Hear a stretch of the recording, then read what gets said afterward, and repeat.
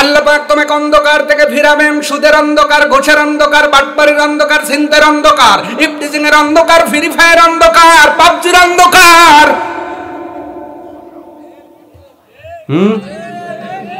যুবকরা কথা কয় না, আছে না নাই? রাত 12টার পরে খেতার নিচে কোপা কবি আছে না নাই? বাবা মনে করে পড়তেছে, সাওয়াল যা কয় দর দর মার মার, কথা বলে না। এই অন্ধকার থেকে আল্লাহ তোমারে ফিরাবে যদি আল্লাহর অভিভাবক মানো। আমার অভিভাবক হবে আল্লাহ। অপরাতে আল্লাহ রাব্বুল আলামিন ডাক দিয়ে বলছেন, বান্দা বান্দি শোনো, তোমার অভিভাবক যদি আল্লাহকে মেনে নাও, লা খাউফুন আলাইহিম ওয়ালা হুম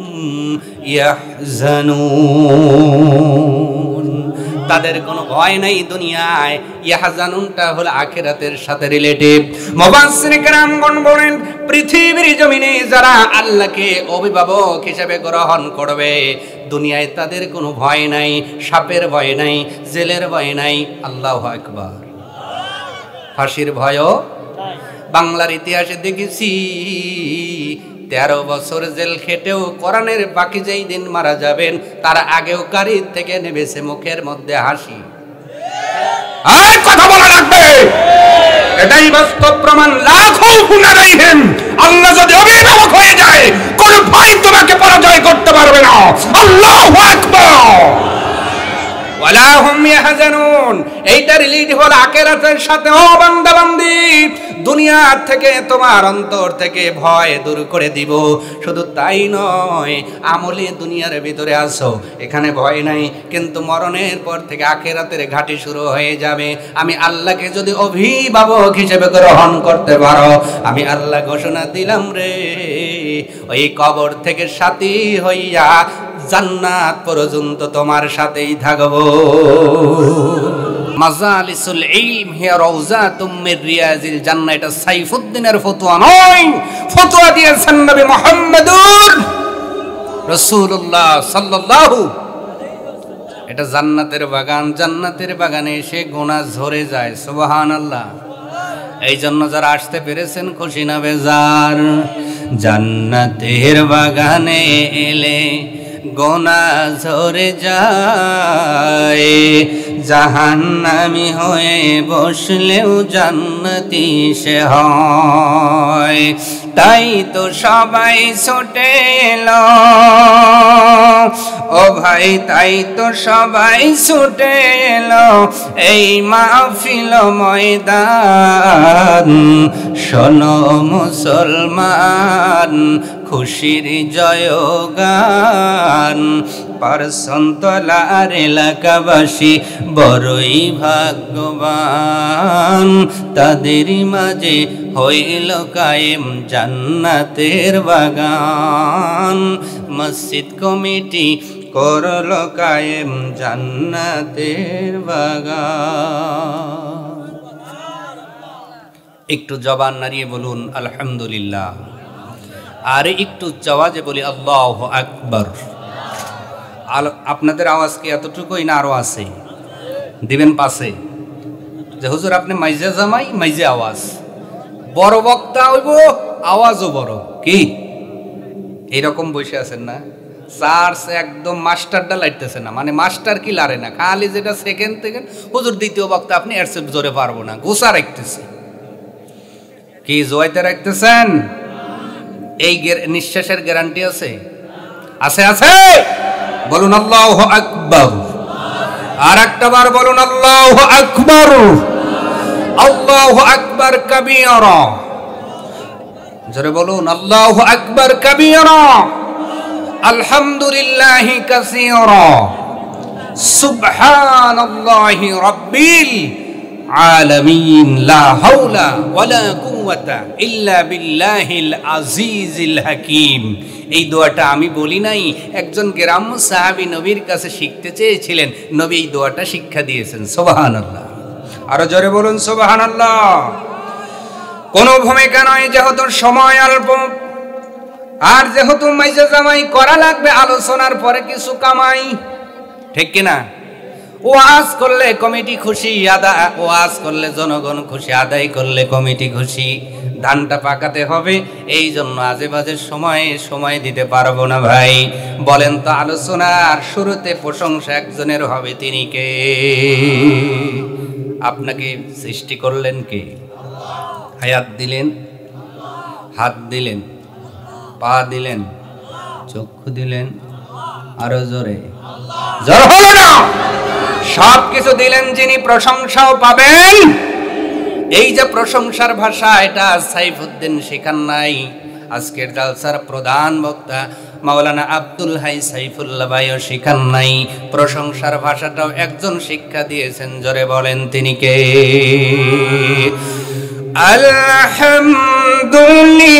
আলহামদুলিল্লাহি রাব্বিল আলামিন।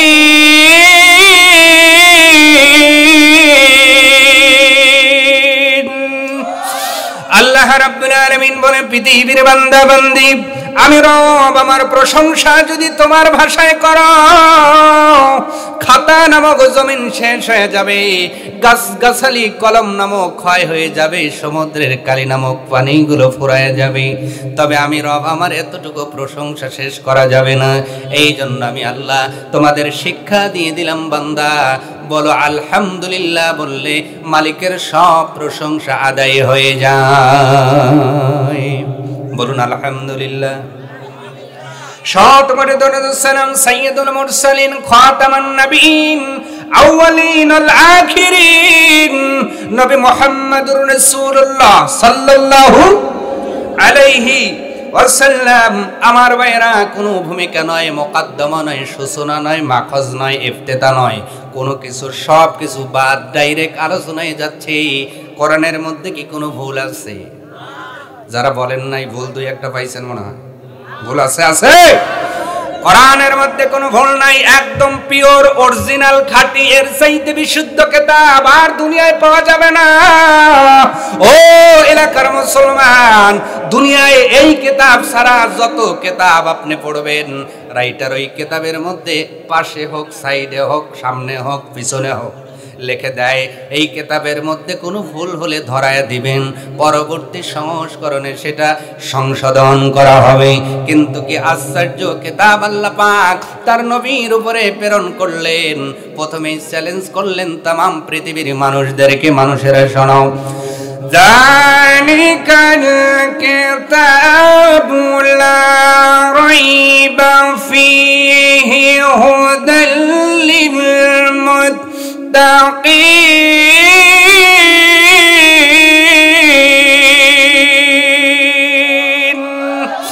আল্লাহ রাব্বুল আলামিন বলছেন, এমন একটা কিতাব আমার বন্ধুকে আমি আল্লাহ দিলাম, তাম পৃথিবীর সব কিতাবের মধ্যে ভুল খুঁজে পেতে পারো বান্দা বান্দি, তবে আমার এই কিতাবের মধ্যে ভুল তো দূরের কথা, সন্দেহের অবকাশ মাত্র নাই। তবে এই কিতাব যদি মুত্তাকি হয়ে এই কিতাবের কাছে আসতে পারো, এই কিতাব তোমাকে এমন একটা হুদা দিবে, এমন একটা পথ দিবে, যেই পথের ডেস্টিনেশন, যেই পথের শেষটা হয়েছে আল্লাহর জান্নাতে। বলেন সুবহানাল্লাহ। এটা নেন না, একটু নেন, আপনারটা দিয়ে শুরু করুন একটু। ঠিক আছে, ধানটা পাকানোর দরকার আছে না নাই? আসতে বলে, ধান লাগানোর পরে না পাকলেই যদি কাটেন, ও কি কিছু হইব? গরুক দেওয়া কিছু দেওয়া যাবে? এই জন্য আমি কিন্তু ভূমিকায় কথা দেই নেই, ধান পাকানো লাগবে আমি জানি, ধান পাকানোর পরে ফেস দেওয়া লাগবে তাও জানি, এই জন্য ভূমিকায় কথা দেই নাই। যেহেতু মুক্তেদায় হাল পড়েছি, জানি কোন পরিস্থিতি কেমন কথা বলা লাগবে। সম্মানিত ভাইরা আমার, লক্ষ্য করেন, তাহলে এই সন্দেহমুক্ত কিতাব আল্লাহ আমাদের দান করলেন। এই কিতাব থেকে কেউ যদি বেনিফিট পেতে চায়, তার ঈমান লাগবে। কি লাগবে? এইবার বুকে হাত দিয়ে বলেন, ঈমান আছে তো? হ্যাঁ, আছে আছে, ঈমান আছে হুজুর, কিন্তু চা খাইলেই যায়। 5 টাকার ঈমান আছে না নেই? আসতে বলে, মানে একজনের চা খায় বলে আমি আপনার দলে, বিকেল বেলা আর একজনের চা খালে আমার ভাই, তোমার ভাই, বাপেরও ভাই, ছেলেরও ভাই। এই 5 টাকার ঈমান আছে না নয়? আসতে বলেন কেন? তার আসতে হইতেছে, তার মানে ভেজাল বেশি আছে। আমার ভাইরা লক্ষ্য করেন, এটি একটু লিখে রাখি, আমি সময় মতো টান দিব ইনশাআল্লাহ, আমাকে ডিস্টার্ব না করে একটু বলে দিব। এইভাবে রাখুন, পরে দিয়ে দিব না একসাথে। আমার ভাইরা, এই কিতাব থেকে যারা বেনিফিট পেতে চায় ঈমান লাগবে। আওয়াজ দিয়ে বলেন কি লাগবে? আরো জোরে।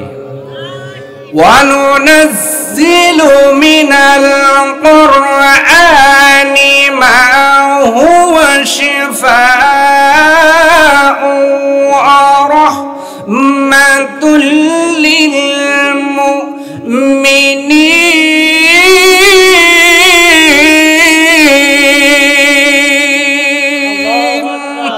আল্লাহ তাবারাক ওয়া তাআলা কোরআনে হাকিম দ্বারা জানাচ্ছেন, ও পৃথিবীর বান্দা বান্দি, এই কোরআন থেকে যদি বেনিফিট পেতে চাও, লাভ পেতে চাও, যদি লাভবান হয়ে জান্নাতের কাতারে দাঁড়াতে চাও, ও বান্দা শোনো, তোমাকে ঈমান নামক বস্তুটা আদায় করতে হবে, অর্জন করতে হবে।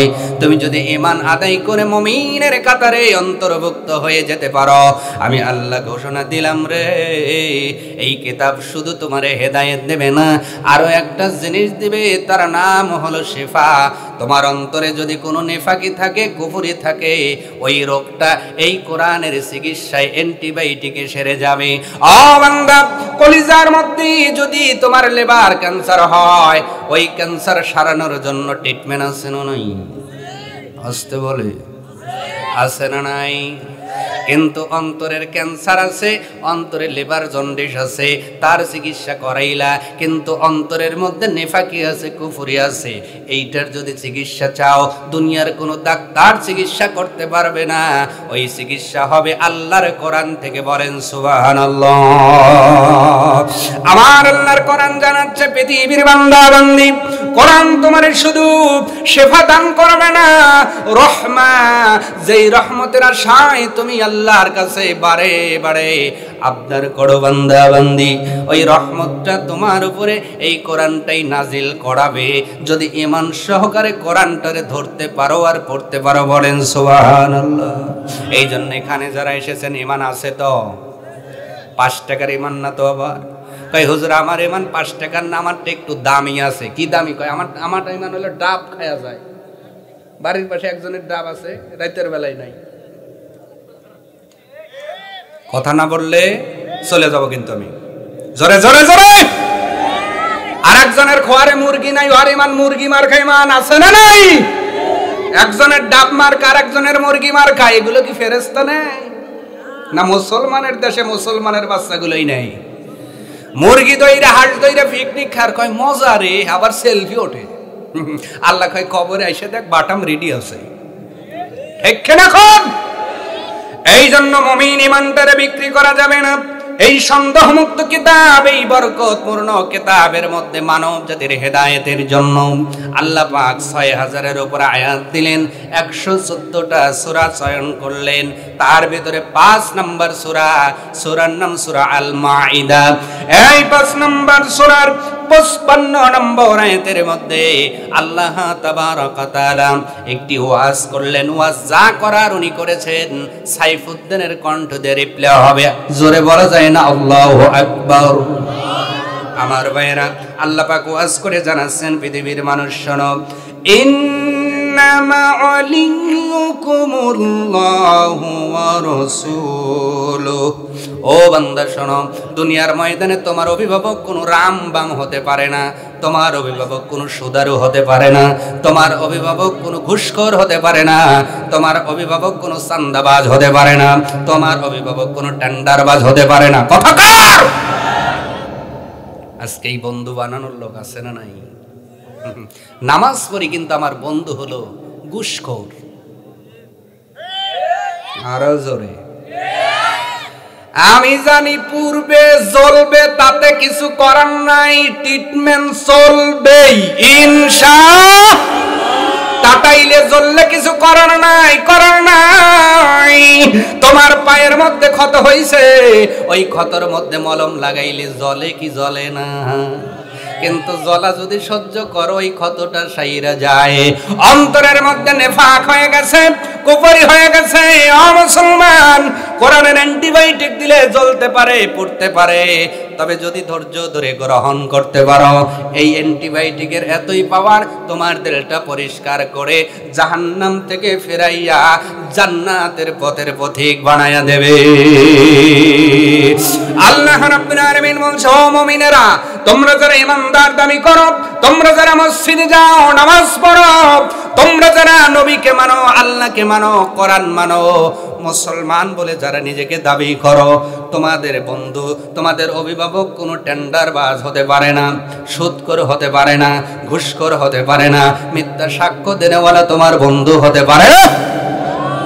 কার কথা? আল্লাহর কথা। এইবার বলবেন, হুজুর তাহলে আমার বন্ধু কে হবে? আমাদের বন্ধু কে হবে? আমাদের অভিভাবক কে হবে? আল্লাহ এই ওয়াজটাই সূরা মাইদার 55 নম্বর আয়াতের মধ্যে করলেন, বান্দারে তোমরা মনে করো না দুনিয়ায় অভিভাবক না পাইলে অভিভাবক শূন্য হয়ে যাইবা, এটা নয়। ও বান্দা, আমি বলে দিলাম, 1 নাম্বার মুমিনদের অভিভাবক হবে ইন্নামা ওয়ালিয়ুকুমুল্লাহ। 1 নাম্বার আমাদের অভিভাবক হবে আল্লাহ। কে? আরো জোরে। জোর হলো না? জোরসে বলো। আল্লাহর অভিভাবক পাইলে আপনারা খুশি না বেজার?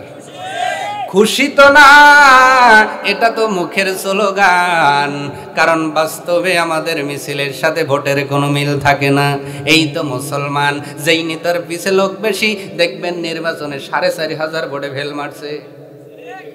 তার মানে মিছিল করা, ভোট দেওয়া এক জিনিস না। আজকে আমরা সবাই বলবো ঠিক, বাড়ি যাওয়ার সময় পিয়েরা পইরে পকেটে, ঠিক কিনা কোন? এখানে সব ঠিক, যাওয়ার সময় সুখ টান আছে না নাই? তার মানে এখানে আমরা এসেছি সব সোজা, যাওয়ার সময় আবার যে বেকা সেই। আল্লাহ বলে, ও বান্দা বান্দি, বাঁকা হইবা, অসুবিধা নাই। দুনিয়ার ময়দানে এই যে সরিষা বোনার জন্য টিলার নিয়ে যাওয়া হলো, টিলারের মধ্যে ফাল আছে, বাঁকা হয়ে গেছে, হাতুড় দিলে বাড়ি দিলে সোজা হয় না। নিয়ে গেলেন কামারের কাছে, কামার বাড়ি দিল, হাতুড়টা ডব দেয়। এইবার রাগ বাড়ছে না কমছে? কামার এইবার হাপরে টান দিয়া আগুনটা বড় বানাইয়া যখন 10 মিনিট আগুনের মধ্যে ফালটারে রাখলো, লাল হইছে, সিমটি দিয়ে দইরা হাতুড় দিয়ে বাড়ি দেয়, আর কি ডব দেয়, আস্তে কয়, আরো জোরে, আর জোর হলো না, আর ডব দেয় না, নরম হয়ে গেছে, কিন্তু ওই যে আগের রাগ আছে, কয় হামকে বেঠে কয়, হ্যাঁ, মানে ওই কামার তখন করতে চান কে আবার কয় একবারে সোজা করে ভালাবো, আরো 2টা বেশি দেয়, চ্যাপটা করে, সোজা করে। একজন কইতেছে, ভাই এত বেরেন কে? কয় সাহস কি?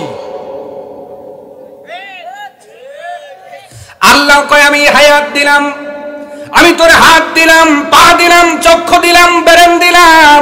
আল্লাযী খলাকাকা ফাসাওয়াকা ফাআদালাক।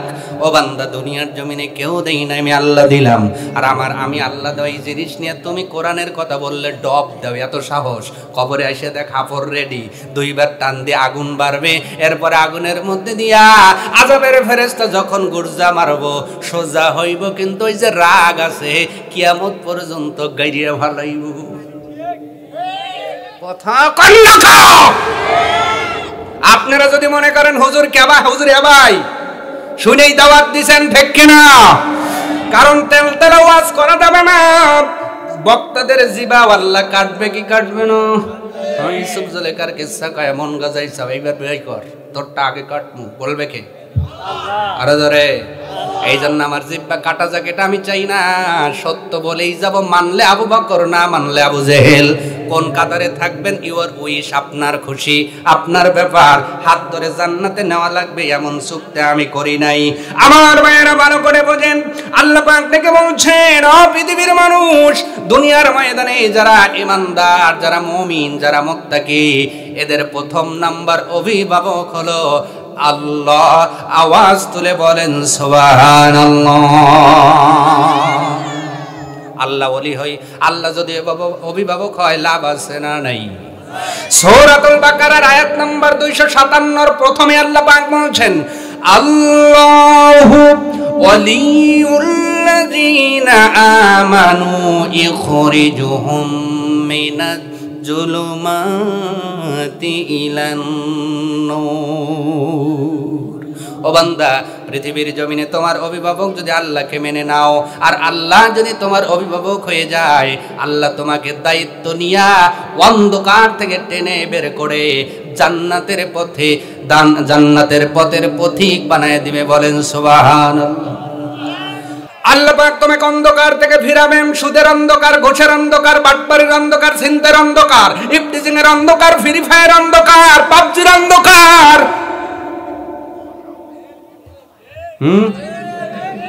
যুবকরা কথা কয় না, আছে না নাই? রাত 12টার পরে খেতার নিচে কোপা কপি আছে না নাই? বাবা মনে করে পড়তেছে, সাওয়াল যা কয় দর দর মার মার, কথা বলে না। এই অন্ধকার থেকে আল্লাহ তোমারে ফিরাবে যদি আল্লাহর অভিভাবক মানো। আমার অভিভাবক হবে আল্লাহ।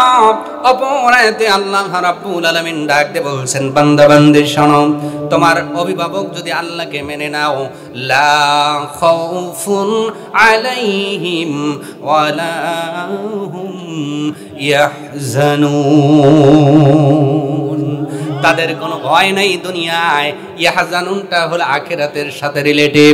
মুফাসসিরিন কেরামগণ বলেন, পৃথিবীর জমিনে যারা আল্লাহকে অভিভাবক হিসেবে গ্রহণ করবে, দুনিয়ায় তাদের কোনো ভয় নাই, সাপের ভয় নাই, জেলের ভয় নাই। আল্লাহু আকবার। ফাঁসির ভয়ও বাংলার ইতিহাসে দেখেছি, 13 বছর জেল খেটেও কোরআনের বাকি যেই দিন মারা যাবেন তার আগেও গাড়ির থেকে নেমেছে মুখের মধ্যে হাসি। আর কথা বলা লাগবে, এটাই বাস্তব প্রমাণ। লা খাউফুন আলাইহিম, আল্লাহ যদি অভিভাবক হয়ে যায়, কোন ভয় তোমাকে পরাজয় করতে পারবে না। আল্লাহু আকবার। ওয়ালা হুম ইয়াহজানুন, এইটা রিলেট হল আখিরাতের সাথে। ও বান্দা বান্দি, দুনিয়া থেকে তোমার অন্তর থেকে ভয় দূর করে দিব। শুধু তাই নয়, আমলে দুনিয়ার ভিতরে আসো, এখানে ভয় নাই, কিন্তু মরণের পর থেকে আখিরাতের ঘাটি শুরু হয়ে যাবে। আমি আল্লাহকে যদি অভিভাবক হিসেবে গ্রহণ করতে পারো, আমি আল্লাহ ঘোষণা দিলাম রে, ওই কবর থেকে সাথী হইয়া জান্নাত পর্যন্ত তোমার সাথেই থাকবো। মায়ের গর্ভে কেউ ছিল না, ছিল কে? আসতে বলবেন না, আরো জোরে। মায়ের গর্ভে কেউ ছিল না, সাথে ছিল।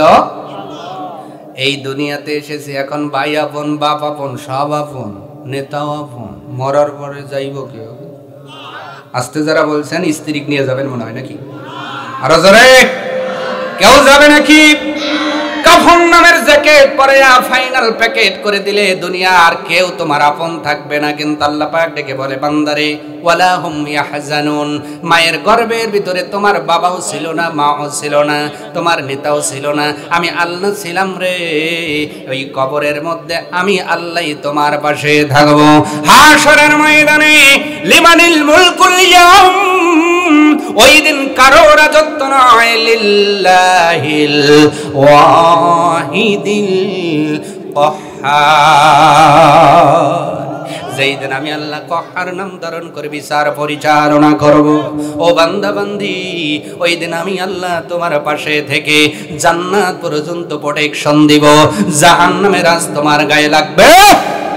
এই জন্য আমাদের প্রথম অভিভাবক, আমার যেদিন ফুরাবে দিন, আসবে গহীন রাতে, থেকো প্রভু এ জীবনে হয়ে চির সাথী, আসবে গহীন রাতে। আমার যেদিন ফুরাবে দিন, আসবে গহীন, আসবে গহীন, জীবন নদীর দো করবে, আসলে অমানিশা। সেদিন আমার দু চোখ জুড়ে থাকবে না আলোর দিশা। সেদিন আমার, সেদিন আমার, সেদিন আমার অন্ধ চোখে তুমি আলোর জ্যোতি, আসবে গহীন রাতি। আমার যেদিন ফুরাবে দিন, আসবে গহীন। আমার আমার বলে যেদিন কাউকে পাব না, সেদিন আমার শূন্য হিয়ায় তুমি থেকো সান্তনা। আখির আলো নিভে যেদিন মনে আলো দিয়ে, আসবে না কেউ গোরা ধারে একটু আলো নিয়ে। সেদিন আমার, সেদিন আমার, সেদিন আমার অন্ধ ঘরে তুমি আলোর বাতি, আসবে গহীন রাতি। আমার যেদিন ফুরাবে দিন, আসবে গহীন, আসবে গহীন রাতি। আওয়াজ তুলে বলা যাবে না আল্লাহু আকবার। পাই বাড়ান 9টা পর্যন্ত কথা বলবো, এরপরে শুরু হবে ইনশাআল্লাহ। পাই বাড়ুক, সমস্যা নেই। আমার ভাইরা, এক নম্বর অভিভাবক হবে আমাদের আল্লাহ। এইবার হাত দেখায় বলতে হবে আল্লাহকে অভিভাবক মানবেন তো? ইনশাআল্লাহ। জোরে জোরে হাত নামায় বলে না আমি।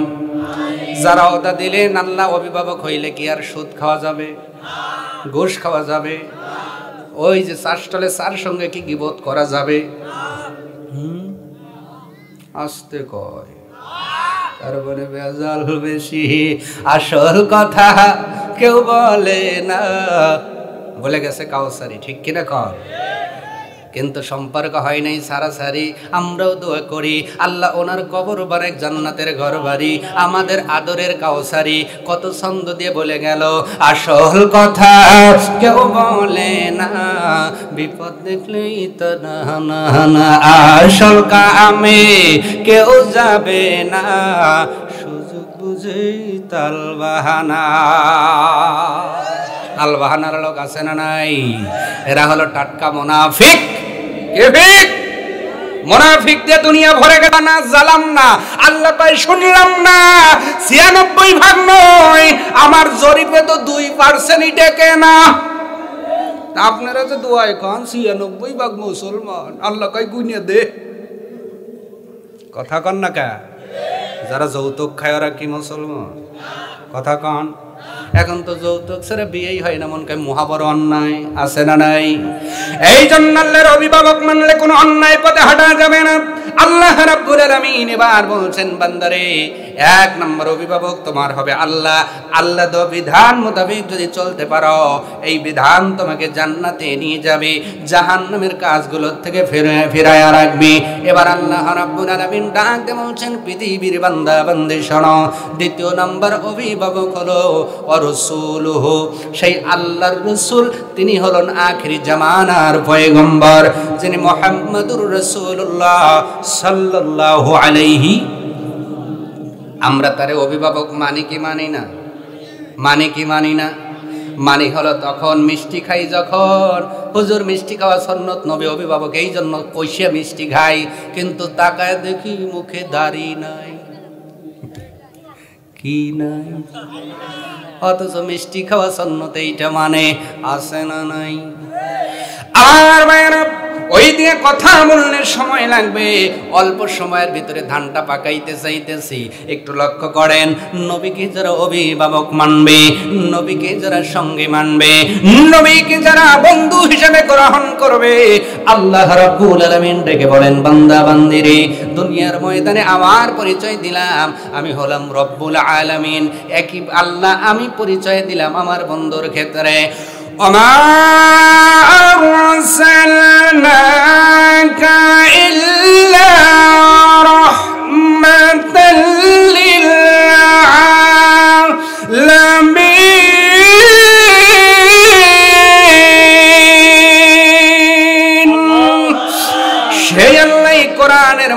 নবীর পরিচয় করিয়ে দিচ্ছেন পৃথিবীর বান্দা বান্দি, আমি হলাম রব্বুল আলামিন, আর আমার বন্ধু হলো রহমাতাল লিল।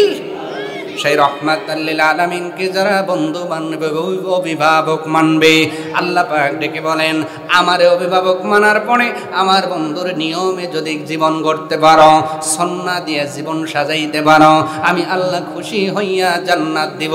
কোন রামবামকে অনুসরণ করলে জান্নাত পাওয়া যাবে? যাবে। এই জন্য আমার আপনার বন্ধুকে হলো একটু ভালো করে বুঝবেন, একটু ভালো করে চিন্তা করবেন। নামাজও পড়ি, তাহাজ্জুদ পড়ি, কিন্তু বন্ধু কারে বানাইলাম এই বিষয়টা লক্ষ্য করার দরকার আছে না নাই? এইটা কারে দিলাম এইটা লক্ষ্য করার দরকার আছে না নাই? লোকটা তেঁতুল মার্কা ভোট দিলাম, সংসদে দিলাম, আর চাই ফজলিয়াম, কথা কয় না? আচ্ছা বলেন, তেঁতুলের বীজ লাগাইয়া আমাশা করা যতটা বোকামি, আপনার কুফরপূর্ণ নেফাকপূর্ণ মুনাফিকের চরিত্রের মানুষকে সংসদে দিয়া দেশ ভালো করার ইচ্ছা করা তার চেয়ে বড় বোকামি।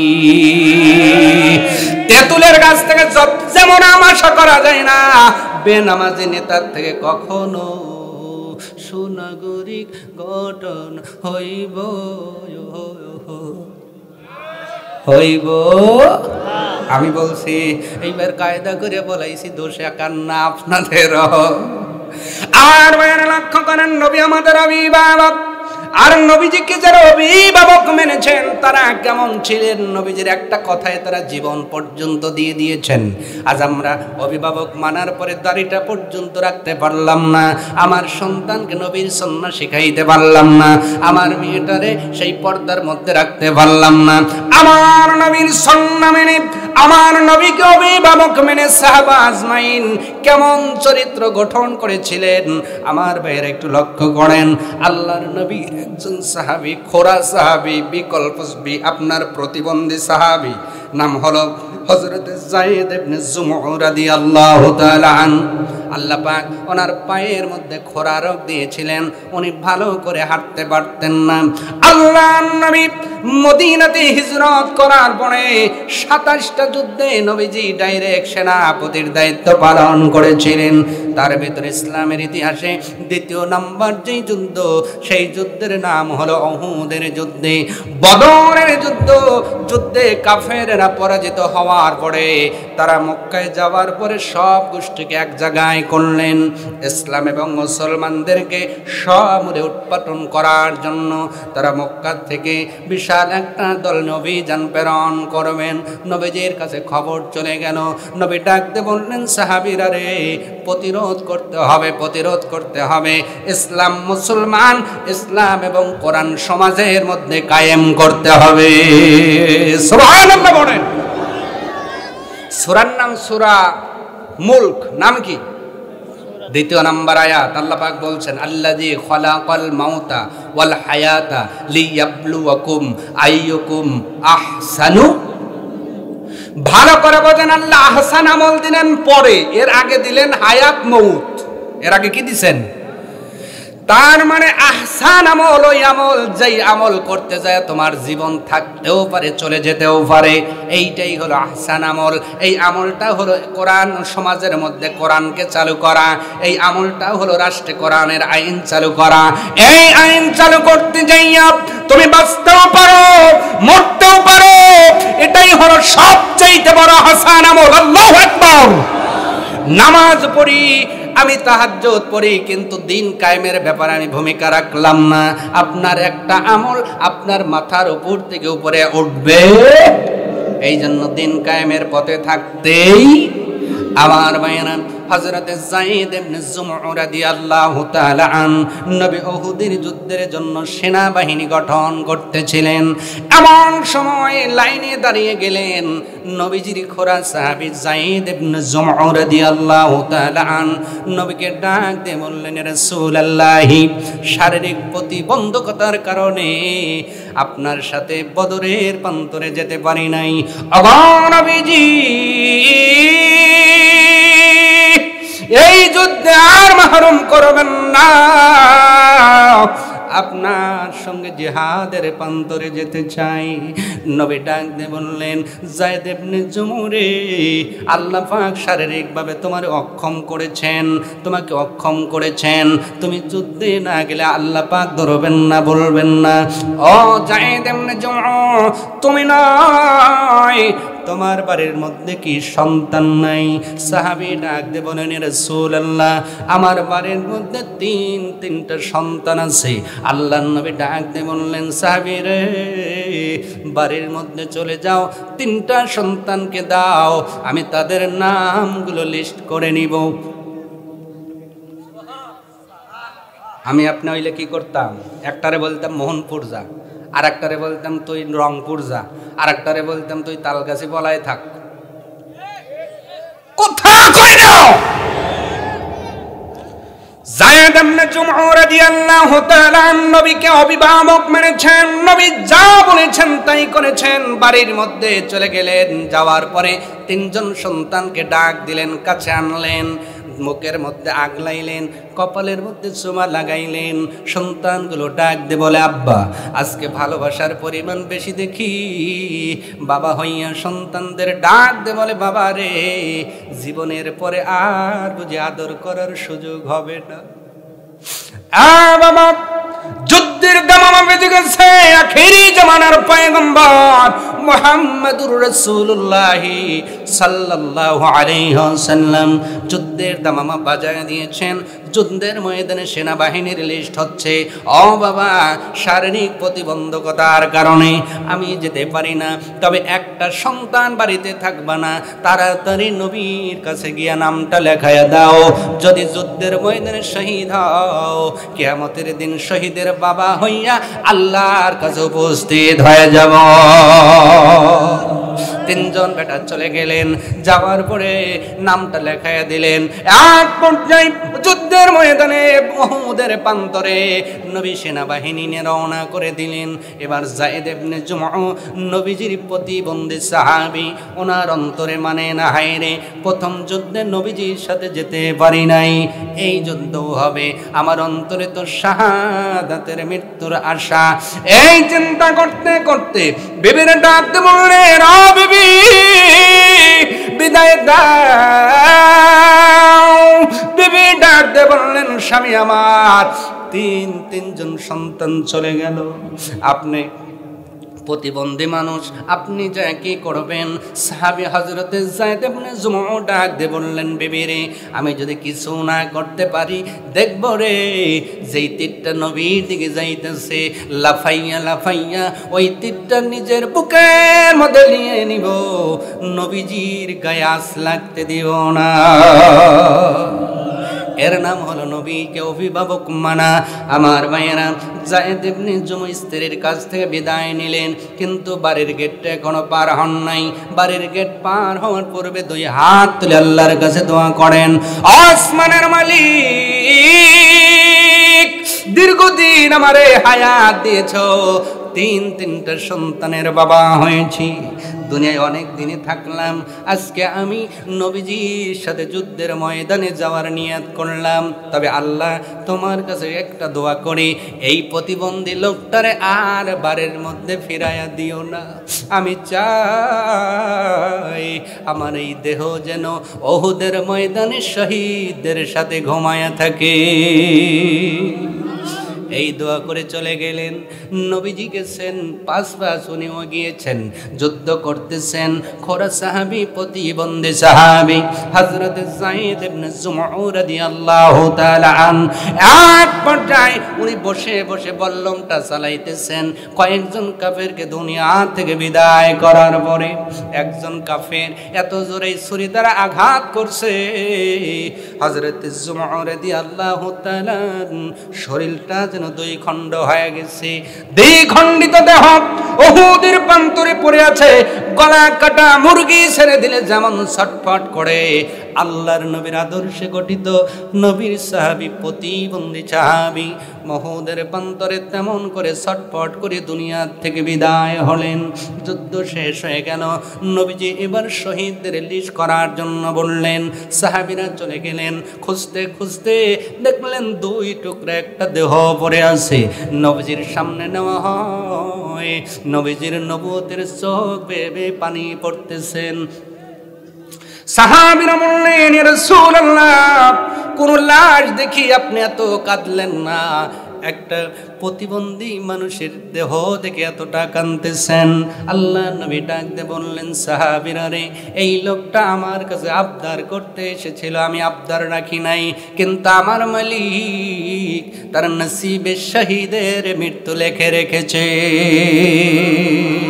আল্লাহু আকবার, শহীদ হয়ে গেছে।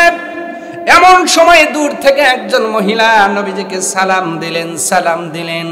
নবীজি সালামের জবাব দিলেন, ডাক দিয়ে বললেন, রাসূলুল্লাহ, আমি আপনার প্রতিবন্ধী সাহাবী হযরতে যায়েদ ইবনে জুমউর স্ত্রী।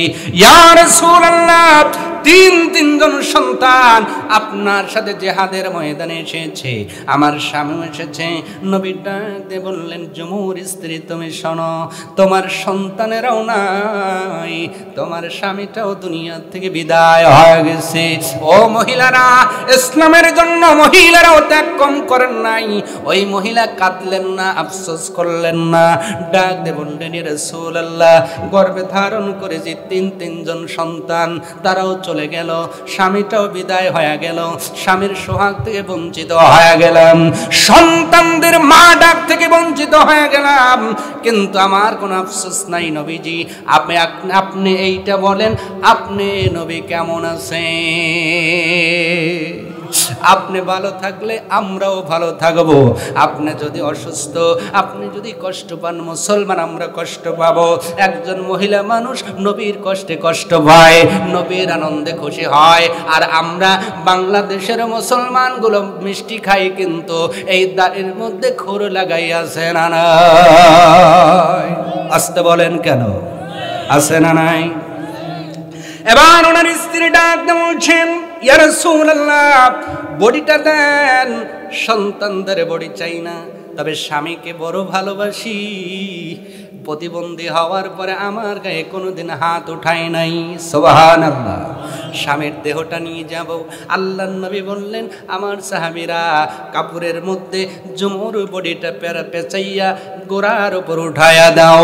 স্ত্রীকে বলা হলো, ঘোড়ার উপর উঠে তোমার স্বামীর দেহটা নিয়ে যাও। ঘোড়ার উপর সওয়ার করলেন স্ত্রী, কিন্তু যখনই হযরতে যায়েদ ইবনে জুমুর রাদিয়াল্লাহু তাআলা আনহুর দেহ মোবারকটা ঘোড়ার উপর রাখা হলো, ঘোড়া এক কদম অগ্রসর হয় না, ঘোড়া হাঁটু গেড়ে উহুদের প্রান্তরে বসে যায়। নবী আর একটা ঘোড়া দিলেন, একই অবস্থা, আর একটা ঘোড়া দিলেন, একই অবস্থা। কোন ঘোড়া জুমুর বডি নিয়ে আগায় না। আশ্চর্য ব্যাপার, সাহাবীরা বড় আশ্চর্যিত হয়ে গেলেন। আমার নবী ডাক দিয়ে বললেন, ও জুমুর স্ত্রী, বলো তো দেখি, বাড়ি থেকে বাহির হওয়ার পরে তোমার স্বামী কোনো দোয়া করেছিল, কিছু বলেছিল কিনা? স্ত্রী ডাক দিয়ে বলেন, রাসূলুল্লাহ, আমার কাছ থেকে বিদায় নিয়ে আমার স্বামী গেট পার হওয়ার পূর্বে আল্লাহর কাছে দোয়া করেছে, তার এই দেহ যেন বাড়ির মধ্যে আর না যায়, উনি উহুদের প্রান্তরে ঘুমাইতে চায়। আমার নবী ডাক দিয়ে বলে, ও জুমুর স্ত্রী, শুনে নাও, আমার প্রতিবন্ধী সাহাবীর দোয়া আল্লাহ তুই কবুল করছে। পৃথিবীর কোনো ঘোড়া তার শরীরকে বহন করবে না, লাশটা নেওয়া সম্ভব হবে না, দাও না দাও। এই উহুদের প্রান্তরে বাকি 69 জনের সঙ্গে তোমার স্বামীটাও ঘুমায়া থাকবে। আল্লাহু আকবার। এইরকম ঈমান আলা কে কে আছেন? লিল্লাহি তাকবীর। টান টান টান টান। কই অনেকে আবার অর্ধেক উঠেছে কেন? কেতলায় সমস্যা আছে? টান টান। সবাই এরকম ঈমান আলা আছেন? এবার একটু পরীক্ষা নেব নাকি?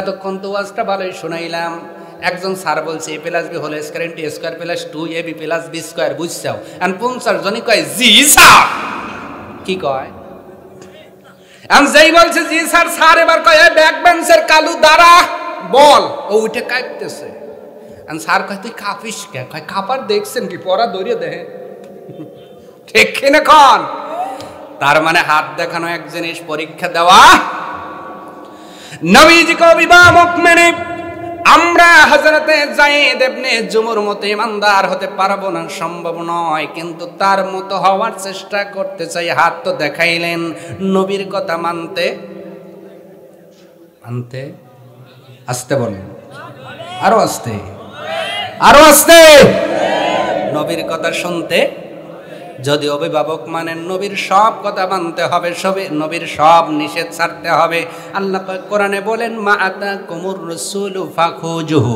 ওয়া মা নাহাকুম আনহু ফান্তাহু নবী যা এনেছেন শক্ত করে ধরো নবী যা নিষেধ করলেন তা থেকে তোমরা ফিরে থাকো আমার ভাইরা সকলেই হাত দেখালেন এইবার বলেন তো একটু পরীক্ষা হয়ে যাক নবী বলছেন মামবানা লিল্লাহি মসজিদান বানাল্লাহু লাহু বাইতান ফিল জান্নাহ যদি কেউ দুনিয়ার মধ্যে মসজিদ বানায় অথবা তার ওই কাজে সাহায্য সহযোগিতা করে আল্লাহ জান্নাতের মধ্যে একটা বালাখানা নির্মাণ করে দেয় এটা কি আমি বলছি বলছেন নবী মুহাম্মাদুর আল্লাহ কোরআনে বলেন লান তানালুল বিররা হাত্তা তুনফিকু মিম্মা তুহিব্বুন এই আয়াত নাজিল হওয়ার সঙ্গে সঙ্গে আনসার সাহাবীদের মধ্যে সবচাইতে বড় সাহাবী বড় লোক সাহাবী নাম হযরতে আবু তালহা আয়াত নাজিল হওয়ার সঙ্গে সঙ্গে বাইরুহা খেজুরের বাগান নবীকে ওয়াকফ করে দিয়েছে যারা হজে গিয়েছেন মসজিদে নববীর অধিকাংশ জায়গা এখন ওই আবু তালহার বাগানের এরিয়ার মধ্যে আল্লাহু আকবার আয়াত নাজিল হলেই সাহাবীরা দান করত আয়াতও শুনাইলাম হাদিসও শুনাইলাম নবীর আদেশ যারা মানবেন বলে হাত দেখাইলেন এইবার প্রথম নাম্বার কে আছেন জানিয়া হুজুর আমরা তো বিদায় হয়ে যাব এই দুনিয়াতে থাকবো না আল্লাহকে অভিভাবক মানলাম নবীকে অভিভাবক মানলাম নবীর কথা মেনে এই মসজিদটা করার জন্য 50,000 টাকা দিয়ে দিলাম আমি চলে যাব সন্তানরা দান করবে কি করবে না এমন দানবের কি একজনও নাই আমি এতগুলো মানুষের মধ্যে 50,000 টাকার আবদার করলাম কেউ কে আছেন হুজুর অত টাকা পড়ে নাই ইতিহাস কলজের কাছে কোন কি 50